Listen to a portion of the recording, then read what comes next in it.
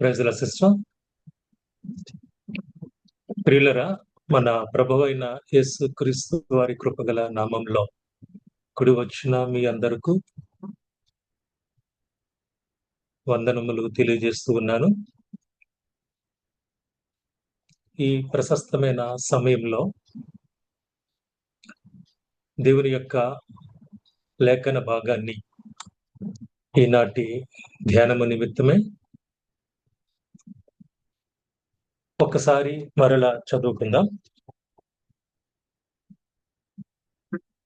కీర్తనల గ్రంథము 85వ కీర్తన 7వ వచనం. యెహోవా, నీ కృప మాకు కనపరుచుము, నీ రక్షణ మాకు దయచేయము. మమ్ములను మిక్కిలిగా ప్రేమించుచున్న మా ప్రియ పరలోకపు తండ్రి, కృపగల మా రక్షకుడా, మా విమోచకుడా, మీకు వందనాలు చెల్లించుకుంటున్నాం.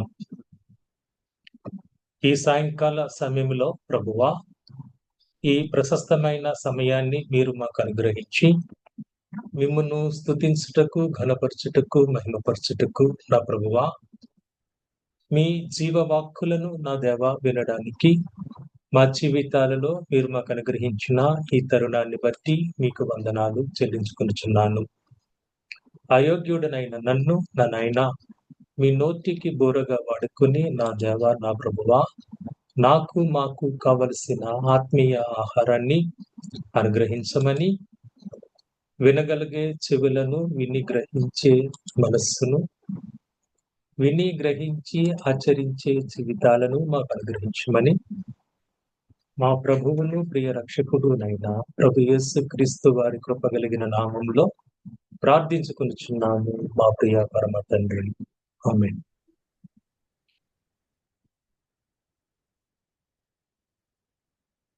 యెహోవా, నీ కృప మాకు కనపరుచుము, నీ రక్షణ మాకు దయ చేయుము.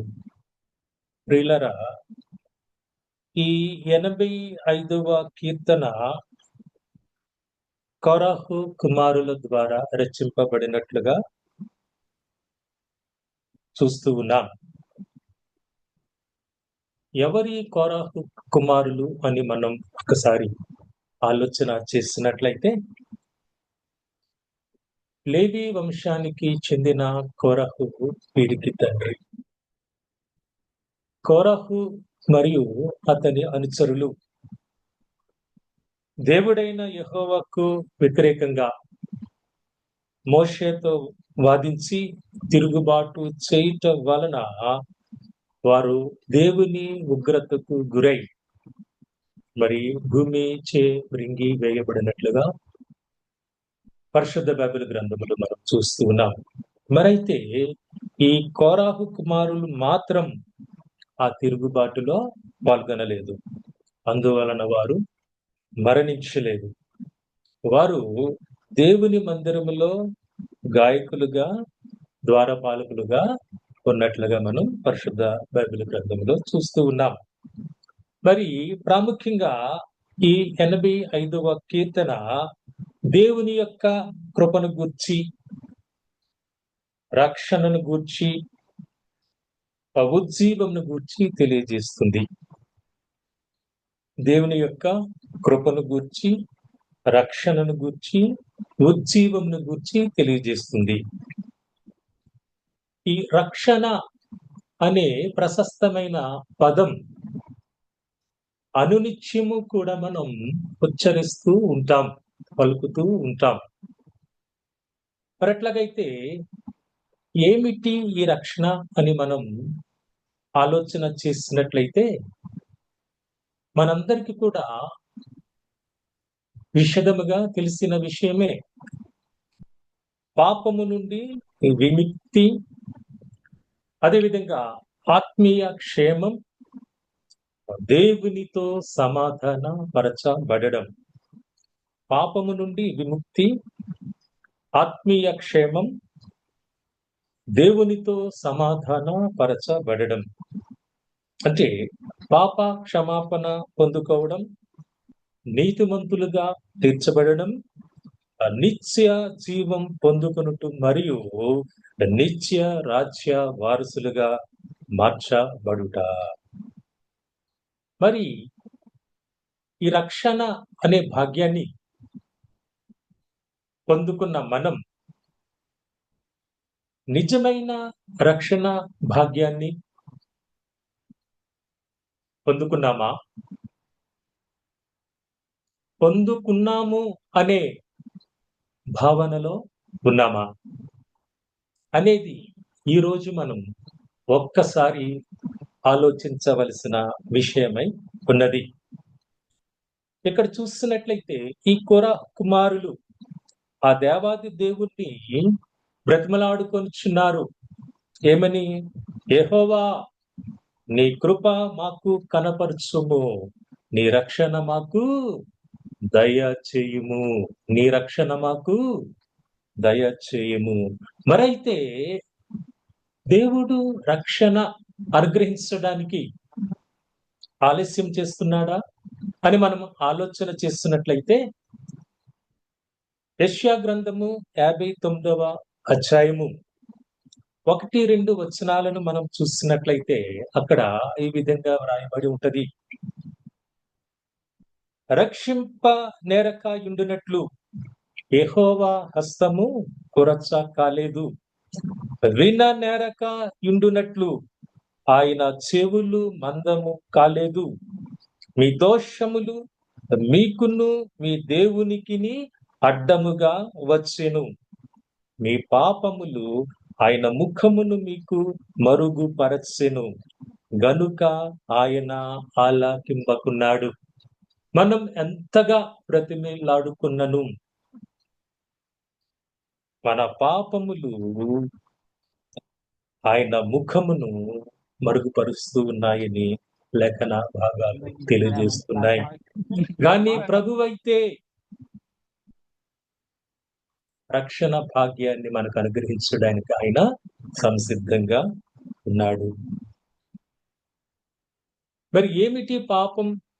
అడ్డొస్తున్న పాపం ఏమిటని ఆలోచన చేసినట్లయితే ప్రియులారా, ఆజ్ఞాతిక్రమమే పాపము అనే వాక్య భాగం మనకందరికీ తెలుస్తున్నదే.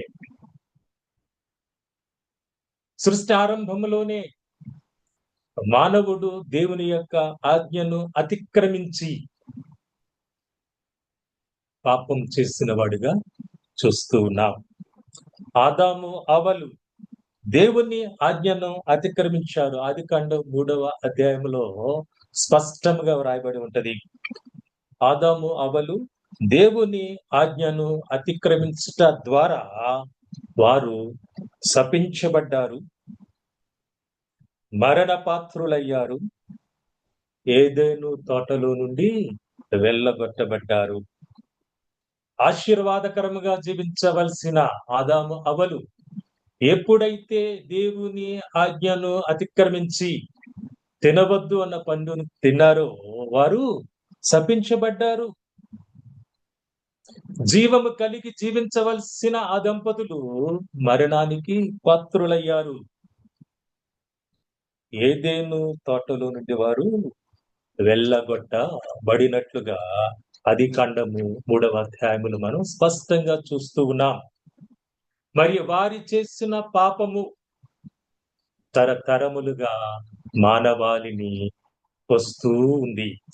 రోమీయులకు రాసిన పత్రిక 5వ అధ్యాయము 12వ వచనములో మనము చూస్తున్నట్లయితే అపోస్తలుడైన పౌలు రోమీయులకు రాసిన పత్రిక 5వ అధ్యాయము 12వ వచనములో మనము చూస్తున్నట్లయితే ఒక మనుష్యుని ద్వారా పాపమును, పాపము ద్వారా మరణమును లోకములో ఎలాగు ప్రవేశించెనో అలాగుననే మనుష్యులందరూ పాపము చేసినందున మరణము అందరికిని సంప్రాప్తమాయెను. మనుష్యులందరూ పాపము చేసినందున మరణము అందరికీ సంప్రాప్తమాయెను. కీర్తనకారుడు అంటాడు కదా, పాపములోనే నా తల్లి నన్ను గర్భము ధరించింది. మరి పాపానికి జీతం మరణం. అపొస్తలుడైన పౌలు రోమీయులకు రాసిన పత్రిక 6వ అధ్యాయం 23వ వచనములో మనం చూస్తున్నట్లయితే, పాపము వలన వచ్చు జీతము మరణము అని చాలా స్పష్టంగా అక్కడ వ్రాయబడి ఉంటది. దేవుని స్వరూపములో చేయబడిన ఈ మానవుడు దేవుని జీవ వాయువును పొందుకొని జీవము కలిగి జీవించాల్సిన ఈ మానవుడు నేత్రాశలను జయించలేక దేవుని ఆజ్ఞను అతిక్రమించి పాపము చేసిన వాడే, శపించబడిన వాడే, మరణపాత్రుడై దేవునికి దూరమైపోయాడు. పాపమునకు జీతం మరణం. మరి పాపము చేసిన ఈ పాపి కొరకు మనం ఆయనను ప్రేమించామని కాదు గాని తానే మనలను ప్రేమించి, ప్రియులరా, మనకొక ఏర్పాటు చేసిన వాడై ఉన్నాడు. దేవుని చెంతకు తిరిగి చేరుటకు ఒక ఏర్పాటు పరమ తండ్రి చేసిన వాడై ఉన్నాడు.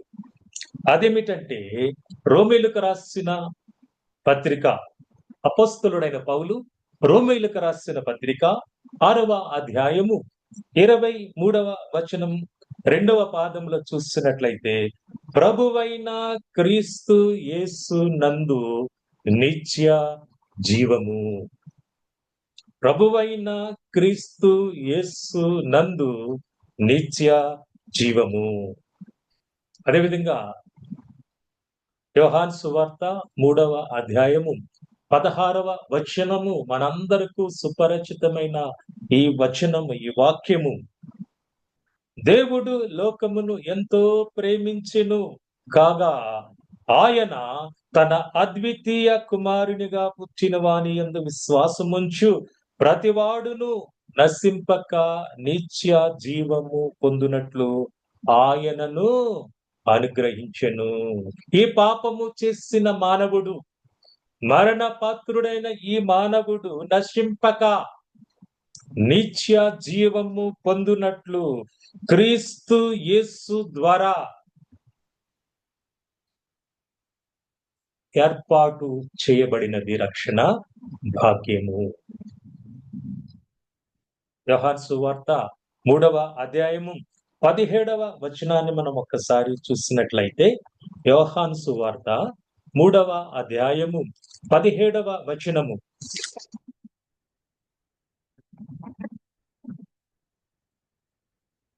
లోకము తన కుమారుని ద్వారా రక్షణ పొందుటకే గాని లోకమునకు తీర్పు తీర్చుటకు దేవుడాయనను లోకములోనికి పంపలేదు. లోకము తన కుమారుని ద్వారా రక్షణ పొందుటకే ఆయన, మన ప్రభువైన ఈ క్రీస్తు పంపబడినట్లుగా లేఖనాలు తెలియచేస్తూ ఉన్నాయి. ప్రియులారా, కూడి ఉన్న మనం నిజమైన రక్షణ అనుభవాన్ని పొందుకున్న వారముగా ఉన్నామా? లేదంటే రక్షణ పొందుకున్నాము అనే భావనలో మనం ఉన్నామా? నిజమైన రక్షణ భాగ్యాన్ని పొందుకున్న వారముగా ఉన్నామా? లేదంటే రక్షణ అనుభవాన్ని పొందుకున్నాము అనే భావనలో ఉన్నామా అనే విషయాన్ని ఒక్కసారి మనల్ని మనం పరిశీలన చేసుకుందాం. నిజమైన రక్షణ అనుభవం ముఖ్యంగా 2 అంశాలను కలిగి ఉంటది. నిజమైన రక్షణ అనుభవం 2 ప్రాముఖ్యమైన అంశాలను కలిగి ఉంటది. మొదటిది పరివర్తన, చేంజ్, ట్రాన్స్ఫర్మేషన్, మార్పు లేదంటే రూపాంతరము చెందుట. మన ప్రవర్తనలో మార్పు, మన జీవన విధానంలో మార్పు, పరివర్తన. రెండవది పునరుద్ధరణ, రెస్టరేషన్, పునరుజ్జీవనం, లేదంటే పూర్వపు స్థితిని తిరిగి పొందుకొనుట. పునరుద్ధరణ రెండవ అంశం. అంటే దేవునితో మన సహవాసం పునరుద్ధరించబడుట. మొదటిది పరివర్తన, మన ప్రవర్తనలో మార్పు, మన జీవన విధానంలో మార్పు. పునరుద్ధరణ, దేవునితో మన సహవాసం పునరుద్ధరించబడిందా? దేవునితో సహవాసము కలిగి మన జీవన యానంలో కొనసాగిపోవచ్చున్నామా? రక్షణ భాగ్యాన్ని నిజముగా పొందుకొని ఉన్నామా? రక్షణ భాగ్యాన్ని పొందుకున్నాము అనే భావనలో ఉన్నామా అను విషయాలకి కీలకాంశములు పరివర్తన, పునరుద్ధరణ అయ్యున్నవి. ఏంటి పరివర్తన అని మనం ఆలోచన చేసినట్లయితే కొన్ని వాక్య భాగాలను మనం చూద్దాం. వాక్యం ఏం సెలవిస్తుంది పరివర్తన అంటే? అపొస్తలుడైన పౌలు రోమీయులకు రాసిన పత్రిక 3వ అధ్యాయము 23వ వచనం మనం చూసినట్లయితే, అపొస్తలుడైన పౌలు రోమీయులకు రాసిన పత్రిక 3వ అధ్యాయము 23వ వచనము మనము చూసినట్లయితే, ఏ భేదమును లేదు, అందరూ పాపము చేసి దేవుడు అనుగ్రహించు మహిమను పొందలేకపోవచ్చున్నారు. ఏ భేదమును లేదు, అందరూ పాపము చేసి దేవుడు అనుగ్రహించు మహిమను పొందలేకపోవచ్చున్నారు. ప్రియులరా, మనలో అనేక మందిని చాలాసార్లు అనుకుంటూ ఉంటాం, నేను చాలా నీతిమంతునిగా జీవిస్తూ ఉన్నాను, ఎటువంటి దురలవాట్లు నాకు లేవు, ఎటువంటి దుష్ప్రవర్తన నేను కలిగి ఉండలేదు, నేను ఎవరికి ఏ హాని చేయటలేదు, నేను చాలా నీతిమంతునిగా జీవనయానములో కొనసాగిస్తూ ఉన్నాను, నేను పాపినట్లా అవుతాను అనుకుంటూ ఉంటాం. స్వనీతి అది కాదు గాని మానవుడు జన్మతః పాపి అని దేవుని వాక్యము సెలవిస్తూ ఉన్నది. అందరూ పాపము చేసి దేవుడు అనుగ్రహించు మహిమను పొందలేకపోవచ్చున్నారు. మొట్టమొదటిది నేను పాపిని అని గ్రహించుట, జన్మతః నేను పాపిని అని గ్రహించుట. రెండవ అంశం మనం చూస్తున్నట్లయితే, అపొస్తలుడైన పౌలు కొరింథీయులకు రాసిన 2వ పత్రిక 7వ అధ్యాయము 10వ వచనాన్ని ఒక్కసారి చదువుకుందాం. అపొస్తలుడైన పౌలు కొరింథీయులకు రాసిన 2వ పత్రిక 7వ అధ్యాయము 10వ వచనం. దైవ చిత్తానుసారమైన దుఃఖము రక్షణార్థమైన మారు మనసును కలుగజేయును. దైవ చిత్తానుసారమైన దుఃఖము రక్షణార్థమైన మారు మనస్సును కలుగ చేయును. మన పాపముల నిమిత్తము మనము దుఃఖించు వారమై ఉన్నామా? దేవుని చిత్తమునకు వ్యతిరేకముగా నా జీవన యానములో నేను కొనసాగిపోవచ్చున్నాను అని దేవుని సన్నిధిలో మనం దుఃఖించు వారముగా ఉన్నామా? మన ప్రవర్తనలో మార్పు, పరివర్తన కలిగి ఉండుట రక్షణ అనుభవానికి రెండవ ప్రాథమిక అంశమై ఉన్నది. పాపిని అని గ్రహించుట, మన పాపముల గురించి మనం దుఃఖించుట. మూడవ అంశము మనము చూసినట్లయితే, యోహాను రాసిన మొదటి పత్రిక 1వ అధ్యాయము 8, 9 వచనములు. యోహాను రాసిన మొదటి పత్రిక 1వ అధ్యాయము 8, 9 వచనములు. మనము పాపము లేని వారమని చెప్పుకొని ఎడల చెప్పుకొనిన ఎడల చదువు సిస్టర్. మనలను మనమే మోసపుచ్చుకొందుము ఉమ్, మరియు మనలో సత్యం ఉండదు. మనలో సత్యం ఉండదు. చదవండి మన సిస్టర్. పాపములను మనం ఒప్పుకొని ఎడల ఆయన నమ్మదగిన వాడును నీతిమంతుడును గనుక ఆయన మన పాపములను క్షమించి సమస్త దుర్నీతి నుండి మనలను పవిత్రులనుగా చేయును. మనము పాపము లేని వారని చెప్పుకొని ఎడలా ఎవరిని మోసం చేస్తున్నాం మనం? నన్ను నేనే మోసం చేసుకుంటున్నాను. స్వనీతి అది దుర్నీతి కాకపోవచ్చు, కానీ నన్ను నేనే మోసం చేసుకుంటున్నాను. నేను పాపం చేయడం లేదనుకుంటే నేను పాపములోనే పుట్టినవాడను. ఈ పాపములను ఏం చేయాలి? పాపములను బట్టి మనం దేవుని సన్నిధిలో దుఃఖించాలి. మూడవదిగా పాపములను మనం దేవుని సన్నిధిలో ఒప్పుకొనిన ఎడల ఆయన నమ్మదగిన వాడును నీతిమంతుడును గనుక ఆయన మన పాపములను క్షమించి సమస్త దుర్నీతి నుండి మనలను పవిత్రులుగా చేయును. దేవుని సన్నిధిలో దుఃఖించి దేవుని సన్నిధిలో మన పాపములను ఒప్పుకొనిన అనుభవం మనలో ఉన్నట్లయితే నిజమైన రక్షణ భాగ్యానికి మనం పునాది వేసుకుని వారముగా ఉంటాం. ఈ స్థితి మనం కలిగి ఉన్నామా లేదా ప్రియులారా? ఒక్కసారి మనం ఆలోచన చేసుకుందాం. నేను పాపిని అని గ్రహించుట, రెండవదిగా మన పాపములను గురించి దుఃఖించుట లేదంటే చింతించుట, మన పాపములను బట్టి దేవుని యొద్ద మనం ఒప్పుకొనుట, నాలుగవదిగా యెషయా గ్రంథం 55వ అధ్యాయం 7వ వచనం మనం చూసినట్లయితే, యెషయా గ్రంథము 55వ అధ్యాయము 7వ వచనం. భక్తిహీనులు తమ మార్గమును విడువవలెను, దుష్టులు తమ తలంపులను మానవలెను. వారు యెహోవా వైపు తిరిగిన ఎడల ఆయన వారి యందు జాలిపడును, వారు మన దేవుని వైపు తిరిగిన ఎడల ఆయన బహుగా క్షమించును.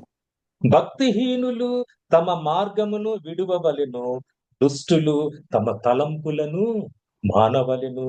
అంటే మన పాపాలను మనం విడిచిపెట్టాలి. మన పాపాలను మనం విసర్జించి దేవుని వైపుకు తిరిగిన వారమై ఉండాలి. ఆ నిశ్చయత, ఆ పరివర్తన మన జీవితాలలో మనం కలిగి ఉన్నట్లయితే దేవుడు అనుగ్రహించిన రక్షణ భాగ్యాన్ని మనం పొందుకున్న వారమై ఉంటూ ఉన్నాం. పాపిని అనుగ్రహించుట, పాపాలను గురించి దుఃఖించుట, పాపాలు దేవుని యొద్ద ఒప్పుకొనుట, ఒప్పుకున్న పాపాలను విడిచి పెట్టుట. ఐదవదిగా యెషయా గ్రంథం 1వ అధ్యాయము 18వ వచనం.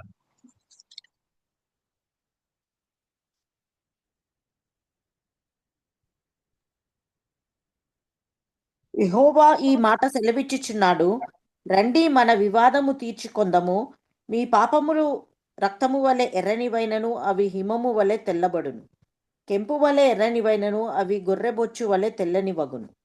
మీ పాపములు రక్తము వలె ఎర్రనివైనను అవి హేమము వలె తెల్లబడును, కెంపు వలె ఎర్రనివైనను అవి గొర్రె బొచ్చు వలె తెల్లని వగును. అంటే పరిశుద్ధ పరచబడతాం, శుద్ధీకరించబడతాం.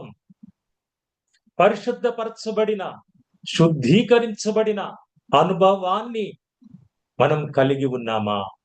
ఒక్కసారి మనల్ని మనం పరిశీలించుకుందాం. ఆరవదిగా మనం చూస్తున్నట్లయితే ఎఫెసీయులకు రాసిన పత్రిక, అపోస్తలుడైన పౌలు ఎఫెసీయులకు రాసిన పత్రిక 2వ అధ్యాయము 8వ వచనము. మీరు విశ్వాసము ద్వారా కృపచేతనే రక్షింపబడి ఉన్నారు. మీరు విశ్వాసము ద్వారా కృపచేతనే రక్షింపబడి ఉన్నారు. విశ్వాసము ద్వారా.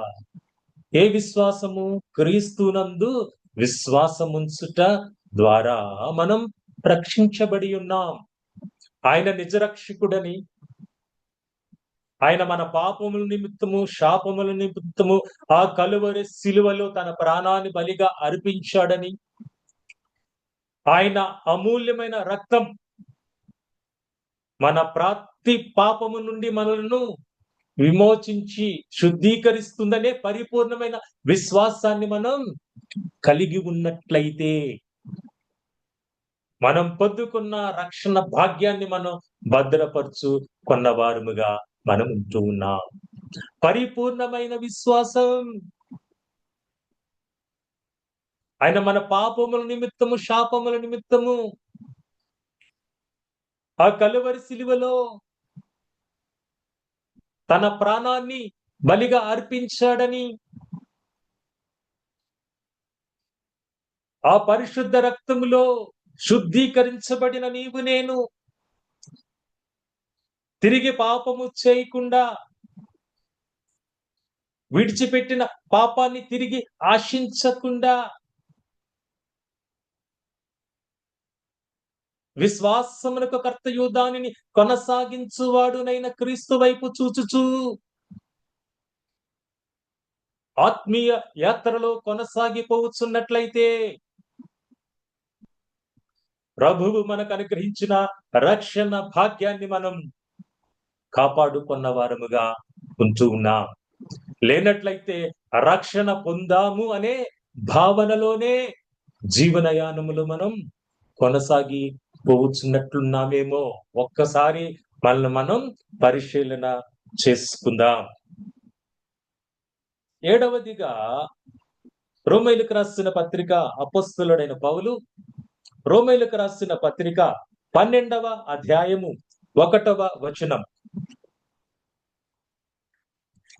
కాబట్టి సహోదరులారా, పరిశుద్ధమును దేవునికి అనుకూలమునైన సజీవ యాగముగా మీ శరీరములను ఆయనకు సమర్పించుకొనుడని దేవుని వాత్సల్యమును బట్టి మిమ్మల్ని బతిమాలు కొనుచున్నాను. ఇట్టి సేవ మీకు యుక్తమైనది. పరిశుద్ధమును దేవుని అనుకూలమైన సజీవ యాగముగా మీ శరీరములను ఆయనకు సమర్పించుకొనుడి. మన జీవితాన్ని దేవునికి సమర్పించుకున్నామా? మనం నిజమైన రక్షణ భాగ్యాన్ని భద్రపరుచుకుని ఆయన కొరకు మన జీవన యానములో, ఆత్మీయ యాత్రలో కొనసాగిపోవు వారమైతే, దేవునికి అనుకూలమైన సజీవ యాగముగా మన జీవితాలను మనం వారికి సమర్పించవలసిన వారముగా ఉన్నాం. 8వ అంశాన్ని మనం చూస్తున్నట్లయితే, అపోస్తలుడైన పౌలు రోమీయులకు రాసిన పత్రిక 8వ అధ్యాయము 5వ వచనము నుండి 9వ వచనము వరకు. శరీరానుసారులు శరీర విషయముల మీద మనస్సునుంతురు, ఆత్మానుసారులు ఆత్మ విషయముల మీద మనస్సునుంతురు. శరీరానుసారమైన మనసు మరణము, ఆత్మానుసారమైన మనసు జీవమును సమాధానమునై ఉన్నది.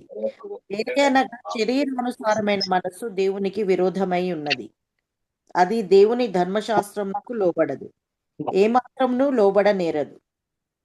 కాగా శరీర స్వభావము గలవారు దేవుని సంతోషపరచు.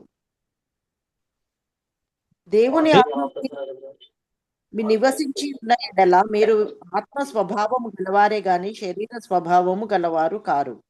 ఎవడైనను క్రీస్తు ఆత్మ లేని వాడైతే వాడు ఆయన వాడు కాడు. ఆత్మానుసారులు ఆత్మ విషయముల మీద మనస్సుంతురు, శరీరానుసారులు శరీర క్రియలను బట్టి ఈ లోకములో జీవనయానం కొనసాగిస్తూ ఉంటారు. రక్షణ భాగ్యాన్ని పొందుకున్న మనం ఆత్మానుసారముగా మన జీవనయానంలో కొనసాగిపోతున్నామా? లోకానుసారమైన ఆలోచనలు, లోకానుసారమైన ప్రణాళికలు, లోకానుసారమైన జీవన విధానంలో లోకాన్ని మెప్పించే విధంగా,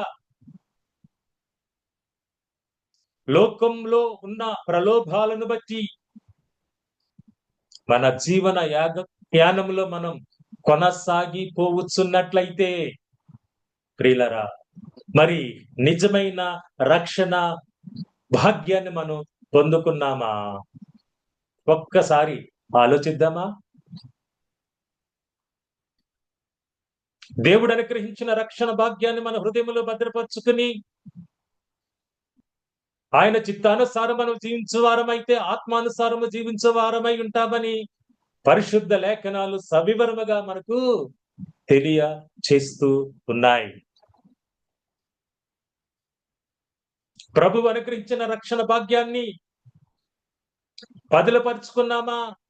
భద్రపరుచుకున్నామా? పొందుకున్నాము అనే భావనలోనే మిగిలిపోతూ ఉన్నామా? అమూల్యమైన ప్రశ్న ప్రియులరా. ఎవడైనను క్రీస్తు ఆత్మ లేని వాడైతే వాడాయన వాడు కాడు. లేఖనం చాలా స్పష్టంగా తెలియజేస్తుంది. క్రీస్తు మీలో నున్న ఎడల మీ శరీరము పాపము విషయమే మృతమైనది గాని మీ ఆత్మ నీతి విషయమే జీవము కలిగి ఉన్నది. ఏ విధంగా మనం ఉన్నాం ఆలోచన చేద్దామా? ప్రశస్తమైన సమయం ప్రియులరా. ఈ రక్షణ అనే పదం అనునిత్యము మనం వింటూనే ఉంటాం, ఉచ్చరిస్తూనే ఉంటాం. విలువైన రక్షణ భాగ్యాన్ని భద్రపరుచుకున్నామా లేదా? అది ఈ రోజు మనం ముందున్న ప్రధానమైన ప్రశ్న. నీవు నిజమైన రక్షణ భాగ్యాన్ని పొందుకున్న వారమైతే పాపిని గ్రహించామా లేదా? మన పాపముల కొరకు దేవుని సన్నిధిలో దుఃఖించామా లేదా? మన పాపములన్నిటిని బట్టి దేవుని సన్నిధిలో ఒప్పుకున్నామా లేదా? ఒప్పుకున్న పాపాలను మనం విడిచిపెట్టామా లేదా? దేవుడు అనుగ్రహించిన పాప క్షమాపణను మనం పొందుకున్నామా లేదా? మన ప్రభువైన క్రీస్తునందు పరిపూర్ణమైన విశ్వాసాన్ని మనం కలిగి ఉన్నామా లేదా? సజీవ యాగముగా మన జీవితాన్ని మనం దేవునికి సమర్పించుకున్నామా లేదా? ఆత్మానుసారులై మనం జీవిస్తున్నామా లేదా? తొమ్మిదవదిగా ప్రియులరా, అపొస్తలుడైన పౌలు గలతీయులకు రాసిన పత్రిక 3వ అధ్యాయం 27వ వచనం. అపొస్తలుడైన పౌలు గలతీయులకు రాసిన పత్రిక 3వ అధ్యాయం 27వ వచనం. క్రీస్తులోనికి బాప్తిస్మము పొందిన మీరందరూ క్రీస్తును ధరించుకొని ఉన్నారు. క్రీస్తులోనికి బాప్తిస్మము పొందిన మీరందరూ క్రీస్తును ధరించుకొని ఉన్నారు. క్రీస్తును ధరించుకొని ఉన్నారు. ఎంతటి అమూల్యమైన మాట ప్రియులారా! ఎంతటి ప్రాముఖ్యమైన మాట ప్రియులారా! ఎంతటి ఆశీర్వాదకరమైన మాట ప్రియులారా! మీరందరూ క్రీస్తును ధరించుకొని ఉన్నారు. ఈ లోకం మనలో క్రీస్తుని చూస్తుందా లేదా? మన హితులు, మన సన్నిహితులు, మన బంధువులు, మనలను ప్రేమించువారు, మనల్ని ద్వేషించువారు ఎవరైనాను సరే క్రీస్తును మనలో చూస్తున్నారా లేదా? ప్రశ్న. మనలను మనం వేసుకోవలసిన ప్రశ్న. రక్షణ భాగ్యం పొందుకున్న నీవు నేను మనలను వేసుకోవలసిన ప్రశ్న. క్రీస్తును ధరించుకుని ఉన్నామా లేదా? ఇతరులు నాలో క్రీస్తును చూడగలుగుతున్నారా లేదా? నా ప్రవర్తనలో, నా మాటలో, నా ఆచరణలో, నా జీవన విధానంలో నేను క్రీస్తును ప్రతిబింబిస్తున్నానా లేదా? నీవు క్రీస్తును ప్రతిబింబించుటకే, నీవు క్రీస్తును పోలి నడుచుకొనుటకే ప్రభువు మనకు రక్షణ భాగ్యాన్ని అనుగ్రహించి ఉన్నాడు. ఆ కలువరిలో ఆయన తన ప్రాణాన్ని బలిగా అర్పించి ఉన్నాడు. ఆయన పరిశుద్ధ రక్తాన్ని నీవు క్రీస్తులా జీవించుట కొరకే చిందించి ఉన్నాడు. అనిత్యరాజ్య వారసులుగా చేయుటకు, మన ప్రియ దేవునికి కుమారులుగా వారసులుగా మనల్ని చేయుటకు ఆయన అమూల్యమైన రక్తాన్ని చిందించాడు. బాప్తిస్మము పొందిన మనం క్రీస్తుని ధరించుకొని ఉన్నామా?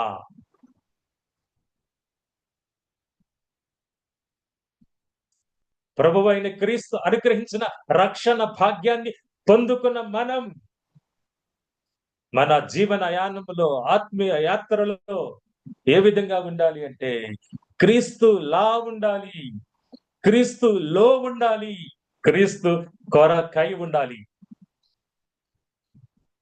క్రీస్తులా ఉండాలి, క్రీస్తులో ఉండాలి, క్రీస్తు కొరకై ఉండాలి. పరివర్తన, ప్రవర్తనలో మార్పు, ఏ ట్రాన్స్ఫర్మేషన్, రూపాంతరం కాబడుట, పాప స్థితి నుండి పరిశుద్ధ స్థితిలోనికి మార్చబడుట,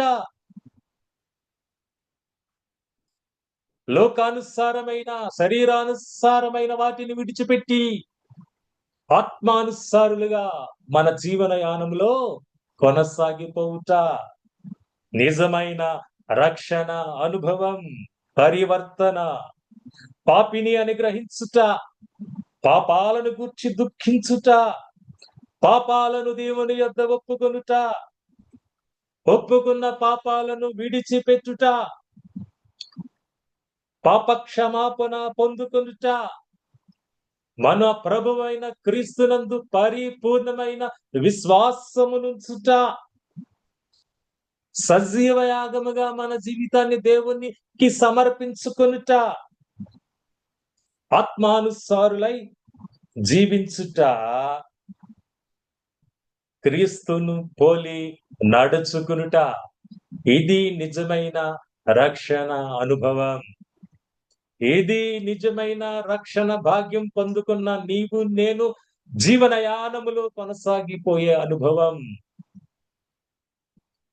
రెండవ అంశము పునరుద్ధరణ, అంటే దేవునితో సహవాసం, దేవునితో సమాధానం.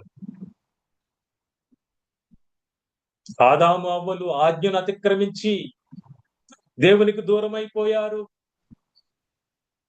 ఏదెను తోటలో నుండి వెళ్ళగొట్టబడ్డారు. పాపము చేసిన మానవుడు కూడా దేవుని సన్నిధికి దూరం అయిపోతూ ఉంటాడు. తిరిగి దేవునితో సంధి చేయబడుట, పునరుద్ధరించబడుట.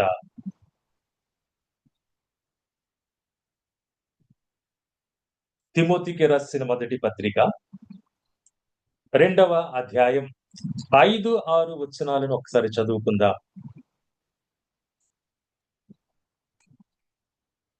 దేవుడు ఒక్కడే, దేవునికిని నరులకును మధ్యవర్తియు ఒక్కడే, ఆయన క్రీస్తు యేసను నరుడు. ఈయన అందరి కొరకు విమోచన క్రయధనముగా తన్ను తానే సమర్పించుకొనెను.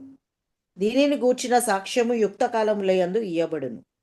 ఈయన అందరి కొరకు విమోచన క్రయధనముగా తన్ను తానే సమర్పించుకొనెను. ఎందుకొరకు ఆయన తన్ను తాను సమర్పించుకున్నాడు? దేవునికిని నరులకును మధ్యవర్తిగా ఉండుటకు.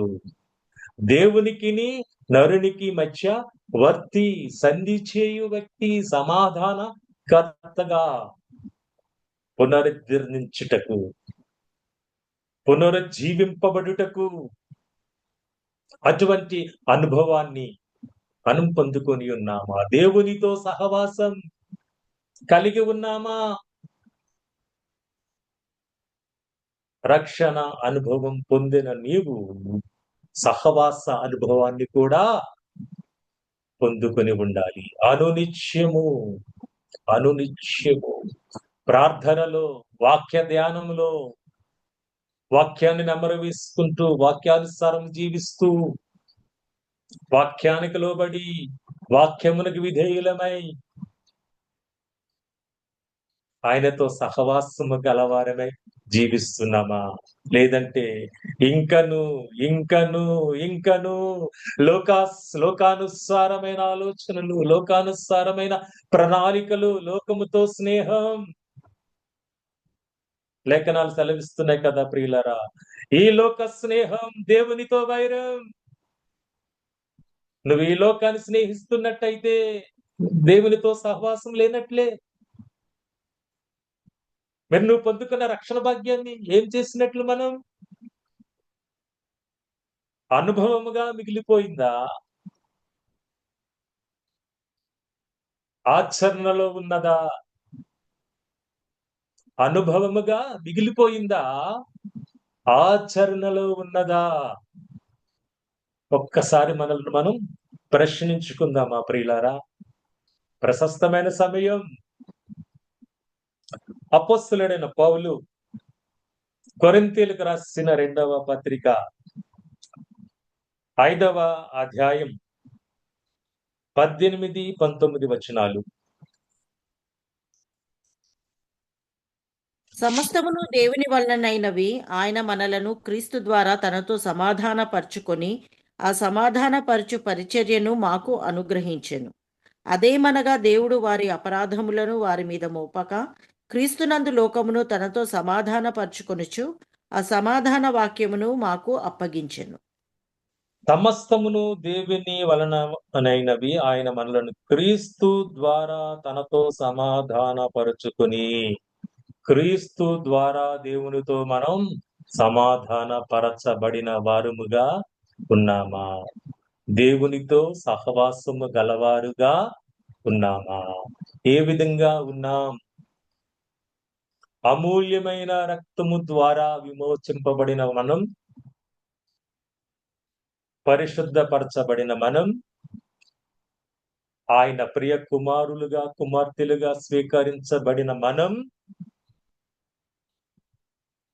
సహవాసము కలిగిన వారముగా ఉన్నామా? లోకాన్ని విడిచిపెట్టామా? దేవుణ్ణి విడిచిపెట్టామా? ప్రశ్న. ఎవరిని విడిచిపెట్టాం మనం? 2 తలంపులు కలిగి ఉన్నామా?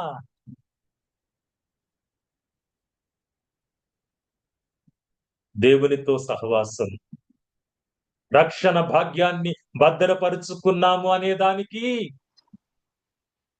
నిజమైన ప్రతీకనై ఉన్నది, సూచన అయి ఉన్నది, కన్ఫర్మేషన్ అయి ఉన్నది. పునరుద్ధరణ, దేవునితో సహవాసములో పునరుద్ధరణ కలిగి ఉన్నామా? పరివర్తన మనం కలిగి ఉన్నామా? పునరుద్ధరణ కలిగి ఉన్నామా? ప్రియులారా, ఈ ప్రశస్తమైన సమయంలో ఎందుకు ప్రభువు రక్షణ భాగ్యాన్ని మనకు అనుగ్రహించాడు? ఎందుకు దేవుడు మనలను ఎన్నుకొన్నాడు? ఇంకను ఎందుకు జీవింపచేయుచున్నాడు? మన ఎడల ప్రేమ, కృప, కనికరము, దయ, జాలి ఇంకనూ ఎందుకు చూపుచున్నాడు? ఎందుకు దేవుడు మనల్ని ఎన్నుకొన్నాడు? ఇంకనూ ఎందుకు మనలను జీవింపజేయుచున్నాడు? మన ఎడల ప్రేమ, కృప, జాలి, దయ, కనికరము చూపుచున్నాడు అని ఆలోచన చేసినట్లయితే, అపొస్తలుడైన పౌలు తెస్సలోనీయులకు రాసిన మొదటి పత్రిక 5వ అధ్యాయం 9వ వచనం ఒకసారి చూద్దామా? ఎందుకనగా మన ప్రభు అయిన యేసుక్రీస్తు ద్వారా రక్షణ పొందుటకే దేవుడు మనలను నియమించెను గాని ఉగ్రత పాలగుటకు నియమింపలేదు. ఎందుకట? రక్షణ పొందుటకే క్రీస్తు ద్వారా రక్షణ పొందుటకే దేవుడు మనలను నియమించెను కానీ ఉగ్రత పాలుగుటకు నియమింపలేదు. రక్షణ పొందుటకే మనం నియమించబడ్డాం. రక్షణ పొందుటకే మనం ఏర్పరచబడ్డాం. రక్షణ పొందుటకే మనం ఎన్నుకొనబడ్డాం. రక్షణ పొందుకొనుటకే మనం ఇంకనూ జీవించుచున్నాం. జీవింప చేయబడుచున్నాం. రక్షణ భాగ్యాన్ని పొందుకొనుట కొరకే. నిజమైన రక్షణ భాగ్యాన్ని పొందుకొనుట కొరకే. భావన కాదు. రక్షణ పొందుకున్నామనే భావన కాదు. రక్షణ అనుభవాన్ని కలిగి ఉండుట కొరకు, రక్షణ పొందిన నిశ్చయతను కలిగి ఉండుట కొరకు మనం ఎన్నుకొనబడ్డాం. నిజమైన పరివర్తన మనం కలిగి ఉన్నామా? మన ప్రవర్తనలో మార్పు, మన జీవన విధానములో మార్పు, ఆలోచన విధానములో మార్పు. క్రీస్తును ధరించుకొని మనం జీవిస్తూ ఉన్నామా? దేవునితో సహవాసాన్ని అనుక్షణము మనం కలిగి ఉన్నామా? నీ ఎదుట నేను పాపము చేయకుండానట్లు దేవా, నా హృదయములో నీ వాక్యమును ఉంచుకొని ఉన్నాను.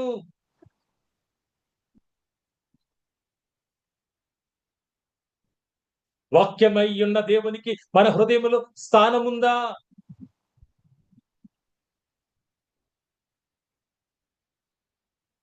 ఆలోచన చేద్దామా? ప్రశ్నించుకుందామా ప్రియులారా?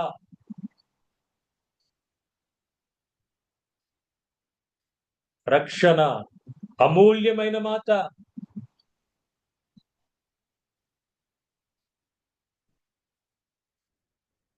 అమూల్యమైన భాగ్యం.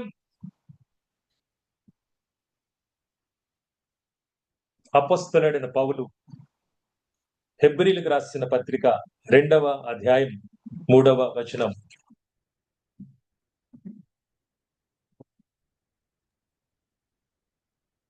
ఇంత గొప్ప రక్షణను మనము నిర్లక్ష్యము చేసిన ఎడల ఎలాగు తప్పించుకొందుము? ఇంత గొప్ప రక్షణను మనము నిర్లక్ష్యము చేసిన ఎడల ఎలాగు మనము తప్పించుకొందుము? దేని నుంచి తప్పించుకోవడం? దేని నుంచి తప్పించబడాలి? దేవుని ఉగ్రత నుండి, దేవుని శాపము నుండి, మరణము నుండి, నిత్య నరకాగ్ని నుండి.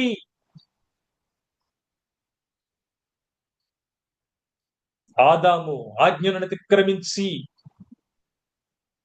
శపించబడ్డాడు, మరణానికి పాత్రుడయ్యాడు, ఏదెను తోటలో నుండి గెంటివేయబడ్డాడు.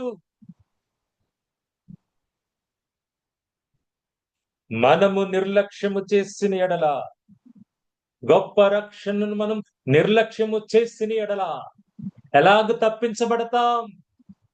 దేవుని ఉగ్రత నుండి మనం ఎలాగ తప్పించబడతాం?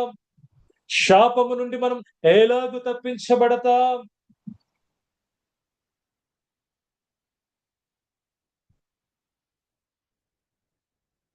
అపొస్తలుడైన పౌలు కొరింథీయులకు రాసిన 2వ పత్రిక 6వ అధ్యాయం 2వ వచనం.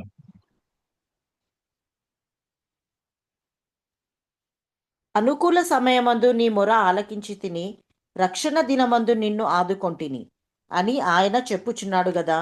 ఇదిగో ఇప్పుడే మిక్కిలి అనుకూలమైన సమయము, ఇదిగో ఇదే రక్షణ దినము. ఇదిగో ఇప్పుడే మిక్కిలి అనుకూలమైన సమయం. ఇదిగో ఇదే రక్షణ దినం. మిక్కిలి అనుకూల సమయం. ప్రియులారా, నిజమైన రక్షణ భాగ్యాన్ని పొందుకొనుటకు, నిజమైన రక్షణ అనుభవాన్ని మనం పొందుకొనుటకు మిక్కిలి అనుకూలమైన సమయం. ఆయన మనలను ప్రేమించి మనకిచ్చిన ఈ తరుణం. ఇదే రక్షణ దినం. ప్రభువు మనకిచ్చిన రక్షణ భాగ్యాన్ని మనం భద్రపరుచుకున్నామా? లేదంటే రక్షణ అనుభవాన్ని పొందుకున్నామని భావనలో మనం ఉన్నామా? భావనలో నువ్వు ఉన్నట్లయితే ఇదిగో మిక్కిలి అనుకూలమైన సమయం ఇప్పుడే. మిక్కిలి అనుకూలమైన సమయం.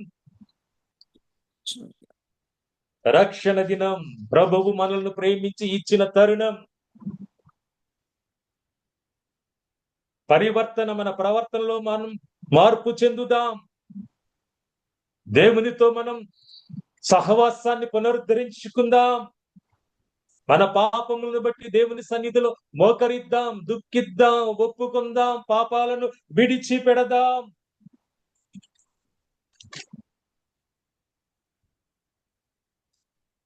పాప క్షమాపణను మనం పొందుకుందాం. క్రీస్తునందు పరిపూర్ణమైన విశ్వాసాన్ని కలిగి జీవిద్దాం.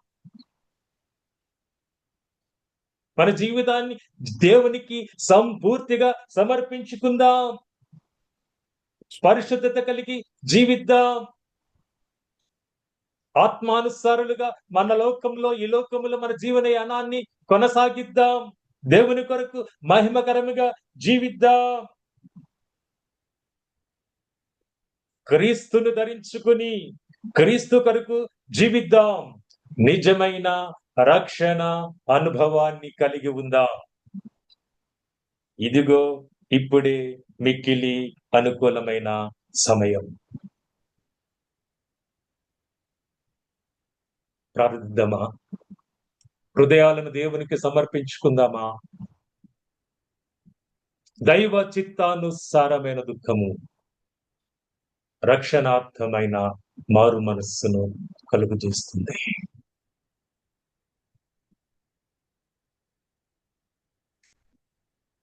దేవుడు ఈ వాక్కులను మన వినికిడిలో దీవించునుగాక. ఆమేన్.